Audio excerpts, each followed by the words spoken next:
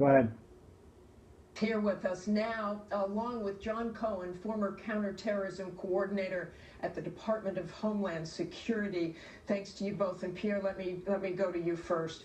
This really has Washington on edge. Martha, it's a tense moment. There were two signs of it this week. The Homeland Security Secretary, Jay Johnson, expanded security at airports and also at federal buildings. And the FBI director himself participated in a teleconference call to exhort vigilance. And John Cohen, let's address this issue of sleeper cells in the U.S. Obviously, they're trying to hide. So how do you go about finding them? How do you track somebody like that? Well, several ways. The FBI and law enforcement have thousands of investigations across the country that are open today. The bigger concern are those people who haven't risen to the attention of law enforcement.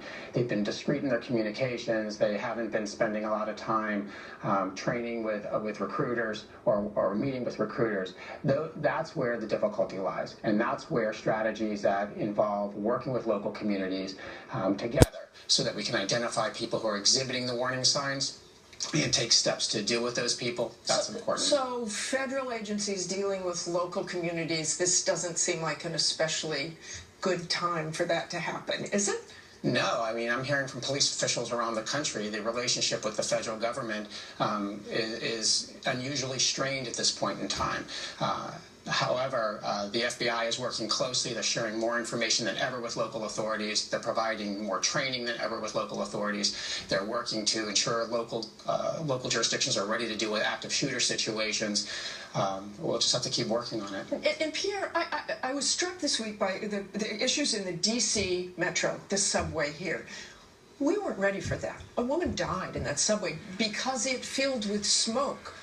Others injured. So are we ready for an attack here? Something happened? Well, the short answer in D.C., in that case, the answer was no. And I know federal authorities I spoke to were mortified, quite frankly, that they were not able to get in there and get those people out more quickly. Huge issue. And Martha, going back to one point that you made about how you track these people, the FBI has been watching and monitoring travel patterns. Also, they're very robust on the internet, looking at who's posting these radical messages online. I know you'll both be back. Thank you very much to both of you. So how can we stop the flow of recruits to extremist groups like Al-Qaeda and ISIS?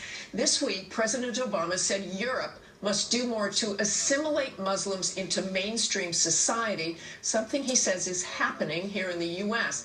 Let's bring in Farah Pandit, who served as the State Department's first ever special representative to Muslim communities.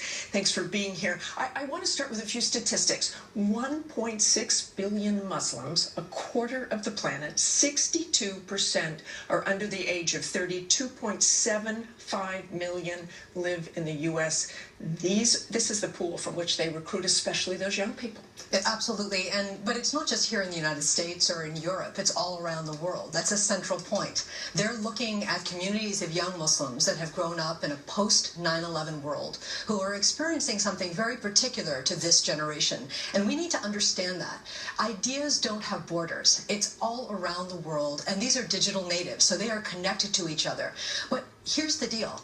This issue, this threat of recruitment, the vast majority of recruiting is a solvable problem.